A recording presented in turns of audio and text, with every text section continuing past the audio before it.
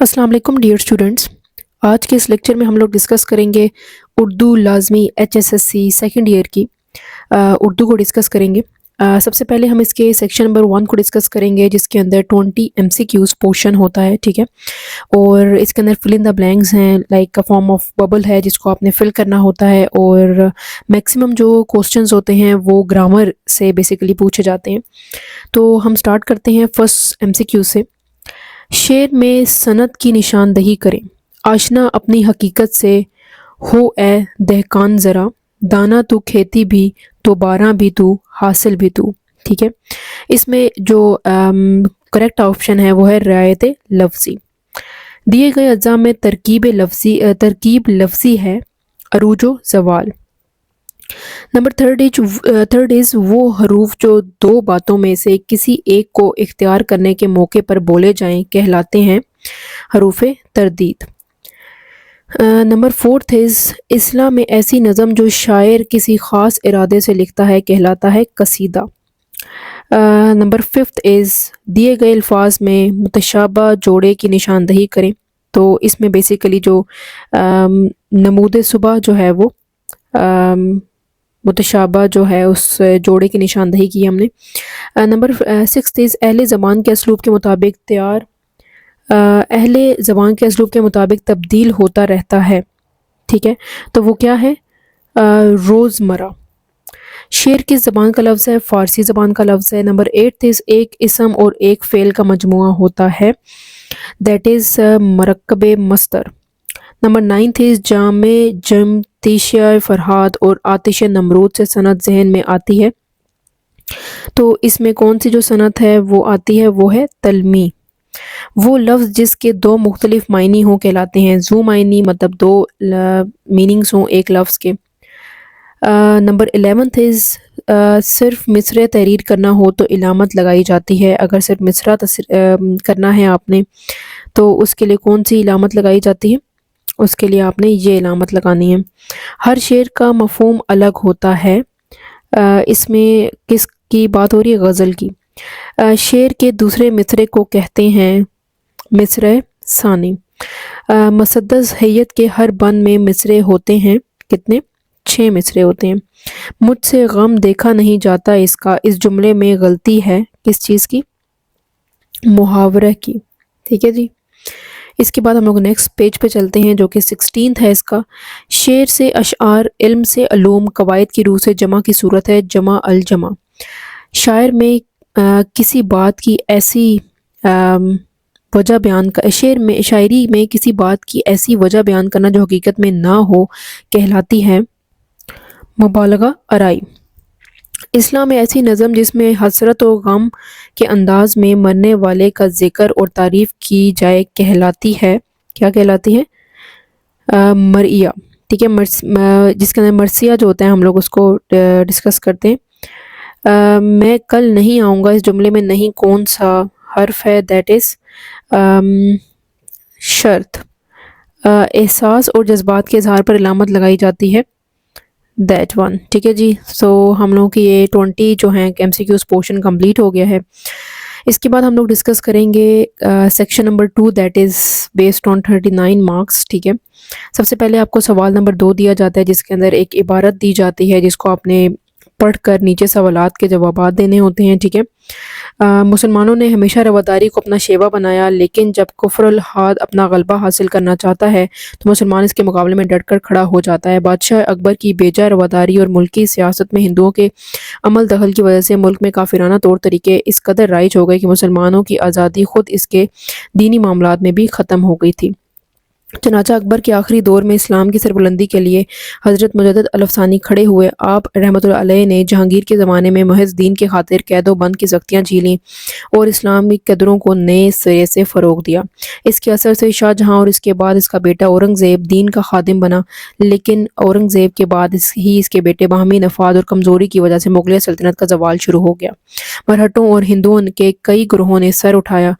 अंग्रेज़ों ने अपने कदम जमाए और मुल्क में इंतशार फैल गया, लेकिन ऐसे گئے گزرے حالات میں بھی قوم کو فروغ دینے اور اسلام کی سربلندی کے لیے کوششیں جاری رہیں۔ چنانچہ میسور کے سلطان حیدر علی اور اس کے بیٹے سلطان ٹیپو سلطان نے نہ صرف ہندوؤں اور انگریزوں کا مقابلہ کیا بلکہ افغانستان، ترکی اور پھر فرانس کو بھی اپنے ساتھ شامل کرنے کی کوشش کی، لیکن ملک کے دوسرے سرداروں نے ساتھ نہیں دیا اور انہیں کامیابی حاصل نہ ہو سکی۔ تو یہ ہم نے پورا اس کے عبارت کو پڑھ لیا ہے۔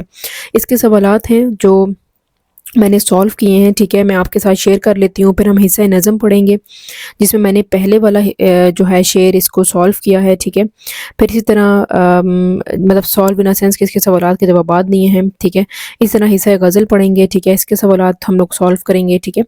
تو میں اپنا جو ڈرافٹ ہے جو اس طرح سے میں نے اس پیپر کو سولو کیا ہے میں آپ کے ساتھ شیئر کر لیتی ہوں تاکہ جب آپ لوگ اپنا پیپر سولو کریں تو آپ اس سے ہیلپ لے سکیں، ٹھیک ہے جی۔ اس طرح سے میں نے اس کو سولو کیا ہے کہ جو پہلا کوسچن ہے کہ مسلمانوں نے ہمیشہ رواداری کو اپنا شیوا بنایا سے کیا مراد ہے؟ مسلمانوں نے بے انتہا رواداری اس لیے اپنائی کیونکہ اسلام انسان کو صبر، برداشت، مساوات اور دوسروں کے حقوق کا احترام سکھاتا ہے، ٹھیک ہے جی۔ اسی مصرے ہم لوگوں نے جو عبارت پڑھی ہے اس میں سے جواب دینے ہیں۔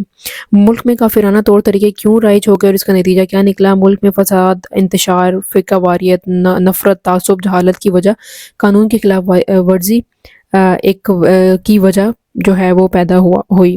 حضرت مجدد الف ثانی کی خدمات پر روشنی ڈالیں تو حضرت مجدد الف ثانی کی فتوحات سے اسلامی حکومت مضبوط ہوئی اور مسلمانوں کا وقار بلند ہوا اور انہوں نے سختیاں جھیلنے کے باوجود بھی مسلمانوں کے لیے جدوجہد کی۔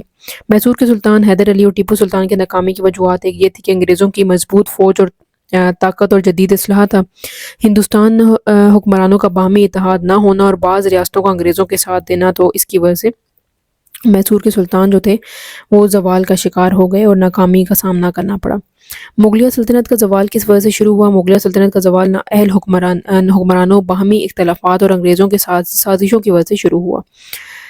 اس کے بعد ہے جی next question that is 6th 1، اس عبارت کا مرکزی خیال لکھیں۔ اس عبارت میں مسلمانوں کی رواداری، اسلامی تعلیمات، اتحاد اور ملکی سلامتی کی اہمیت بیان کی گئی ہے، ٹھیک ہے۔ اس کے بعد ہم نے حصہ نظم کے سوالات کو حل کیا ہے۔ مانگی ہے میں نے جتنی دعائیں منظور ہوں گی مقبول ہوں گی، اس کے ریلیٹڈ میں نے اس کے سولو کیے ہیں کوسچنز۔ دیے گئے نظمیہ بند میں میرا رب رحمت کی وضاحت کریں۔ میرا رب رحمت سے مراد اللہ تعالیٰ کی رحمت اور کرم ہے جو انسانوں پر مسلسل برستا رہتا ہے۔ شاعر کو حیرت کا سامنا کیوں ہے؟ شاعر کو حیرت کا سامنا اس لیے ہے کہ انسان اپنی غلطیوں اور خطاؤں کے باوجود اللہ تعالیٰ کی بے پایاں رحمت اور مہربانی کو دیکھ کر حیران رہ جاتا ہے، ٹھیک ہے، کہ اللہ تعالیٰ ہمیں پھر بھی معاف کر دیتا ہے۔ شاعر غلاف کعبہ پکڑ کر کیوں رویا؟ شاعر غلاف کعبہ پکڑ کر اس لیے رویا کیونکہ وہ اپنے گناہوں پر شرمندہ تھا اور اللہ سے معافی اور رحمت کا طلبگار بھی تھا، ٹھیک ہے جی۔ ضروری نہیں ہے کہ آپ لوگوں نے یہی سوال کے جوابات اسی طرح ہی لکھنے ہیں، آپ اس کو تھوڑا ایکسٹینڈ کر کے لکھیں گے because it consist of 3 marks, تو obvious سی بات ہے تھوڑا سا لینتھی آپ کو لکھنا پڑے گا۔ میں نے جسٹ آپ کو ایک آئیڈیا دیا ہے کہ کس طرح سے آپ سولو کر سکتے ہیں۔ غزل کا حصہ دیکھیں ہم لوگ، تو پہلا شعر جو شاعر نے کس بات پر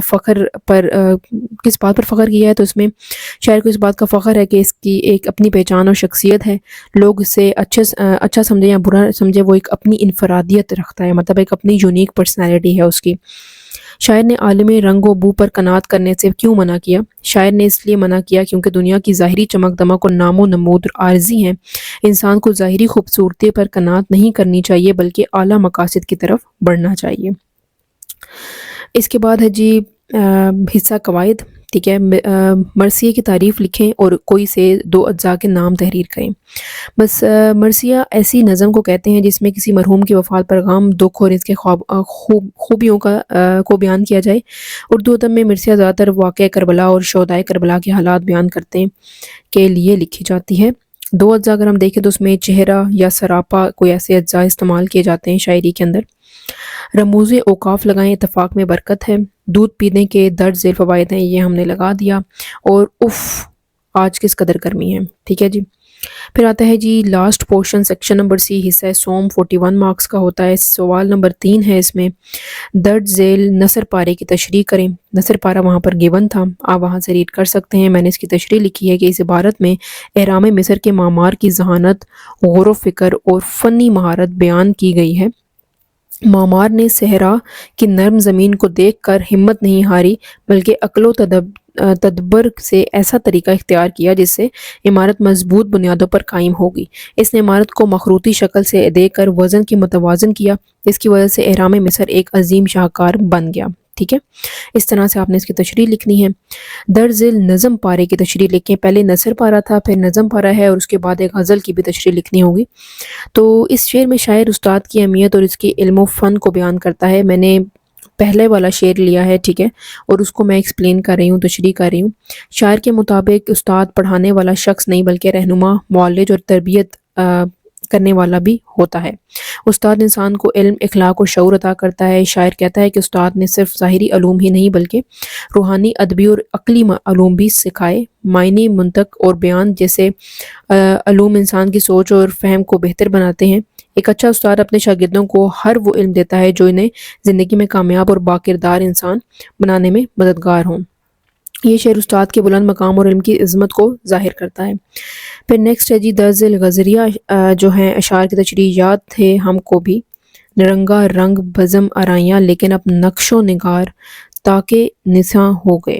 ٹھیک ہے، تو شعر یہ ہے، اس کی تشریح۔ شاعر کہتا ہے کہ کبھی زندگی خوشیوں، محفلوں اور رنگینیوں سے بھرپور تھی، لیکن وقت گزرنے کے ساتھ ساتھ وہ سب یادیں ماضی کا حصہ بن گئیں۔ اب وہ خوشگوار لمحات صرف بھولی بصری یادوں کی صورت رہ گئی۔ شاعر نے انسانی زندگی کی بے ثباتی اور وقت کے گزرنے کے اثرات کو بیان کیا ہے۔ نمبر 2 شعر ہے قید یعقوب نے لی کون سی یوسف کی خبر، پھر چمن بس کیا کیا کوئی دستے گل کیا۔ اس شعر میں شاعر بیسیکلی جو ہیں اس میں بتانے کی کوشش کر رہے ہیں کہ حضرت یعقوب اور حضرت یوسف کے واقعے کی طرف اشارہ کیا گیا ہے کہ شاعر کہتے ہیں کہ جدائی اور غم کے باوجود امید باقی رہتی ہے۔ حضرت یعقوب نے صبر اور امید کے دامن نہیں چھوڑا۔ شعر میں محبت، جدائی اور صبر کے جذبات بیان کیے گئے ہیں۔ پھر لاسٹ شعر کے اندر شاعر اپنے غم اور درد کو بیان کرتے ہوئے کہتے ہیں کہ اس کے آہیں اور فریاد بھی غزل بن گئی ہیں۔ اس کے دل کی جذبات اتنے گہرے ہیں کہ وہ شاعری کی صورت اختیار کر گئے ہیں۔ پھر آتا ہے جی سوال نمبر 6 جس کے اندر دوست کو امتحان میں شاندار کامیابی پر جو ہے وہ ایک نیت نامہ لکھنا ہے۔ ٹھیک ہے، اس کے اندر ایک اور بھی ایک آپشن ہے، آپ وہ بھی لکھ سکتے ہیں۔ میں نے اس کو چوز کیا ہے کہ محترم دوست احمد یا السلام علیکم، آپ اس طرح سٹارٹ کریں گے۔ مجھے یہ جان کر خوشی ہوئی کہ تم نے امتحان میں شاندار کامیابی حاصل کی۔ تمہاری یہ کامیابی تمہاری محنت، لگن اور قابلیت کا نتیجہ ہے۔ مجھے یقین تھا کہ تم اپنی محنت سے ضرور کامیاب ہوگے۔ اس کے آگے بھی آپ نے اس کو کنٹینیو رکھنا ہے، ایٹ لیسٹ جو ہیں آپ نے 2 سے 3 پیراگرافس تو لکھنے کیونکہ کافی لینتھی ہے۔ تمہارا مخلص محمد علی، اس طرح سے آپ اینڈ کر سکتے ہیں۔ اس کے آگے کنٹینیو رکھنا ہے۔ میں نے جسٹ آپ کو ایگزامپل کے طور پر ادھر ایک ڈرافٹ بنا کے دیا ہے۔ سوال نمبر 7 آخری ہے۔ مضمون کے اندر آپ کو 4 آپشن دیے جاتے ہیں۔ 300 سے 400 ورڈز کے اوپر آپ نے مضمون لکھنا ہے۔ میں نے نمبر 2 لیا ہے، متوازن غذا اور ورزش کی اہمیت۔ 12 نمبر کا ہے تو اس کا مطلب ہے کہ لمبا آپ کو لکھنا ہوگا، ایٹ لیسٹ 1.5 پیج کا تو آپ کو لکھنا چاہیے، 1.5 سے 2 پیجوں کا۔ اللہ تعالیٰ نے انسان کو صحت جیسی عظیم نعمت عطا کی ہے۔ اچھی صحت کے بغیر انسان زندگی کے فرائض بہتر طریقے سے انجام نہیں دے سکتا۔ صحت مند زندگی گزارنے کے لیے متوازن غذا اور ورزش نہایت ضروری ہے۔ یہی دونوں چیزیں انسان کو جسمانی طاقت، ذہنی سکون اور بیماریوں سے حفاظت فراہم کرتے ہیں۔ متوازن غذا سے مراد ایسی خوراک ہے جس میں تمام ضروری اجزاء مناسب مقدار میں موجود ہوں۔ ٹھیک ہے، اس طرح سے میں نے پہلا پیراگراف سٹارٹ کیا ہے، آگے آپ نے اس کو کنٹینیو کرنا ہے۔ ٹھیک ہے، میں نے ایک ڈرافٹ بتایا ہے، درمیان میں 2 سے 3 پیراگراف اور لکھیں گے اور اس کے بعد اس کو اختتام کریں گے آپ۔ ٹھیک ہے، اس طرح سے آپ نے پیپر کو سالو کرنا ہے۔ ایز یو نو کہ آپ لوگوں کا پیپر ابھی منڈے کو ہے اردو کا، so wish you very good luck. ٹھیک ہے، آپ اس سے ہیلپ لے سکتے ہیں۔ اگر آپ کو کوئی بھی پرابلم ہو آپ مجھ سے کامنٹ سیکشن میں پوچھ سکتے ہیں۔ ٹھیک ہے، میں گائیڈ کر دوں گی۔ I am always available here. So thank you so much for watching. Please like, subscribe and share my channel. Keep supporting.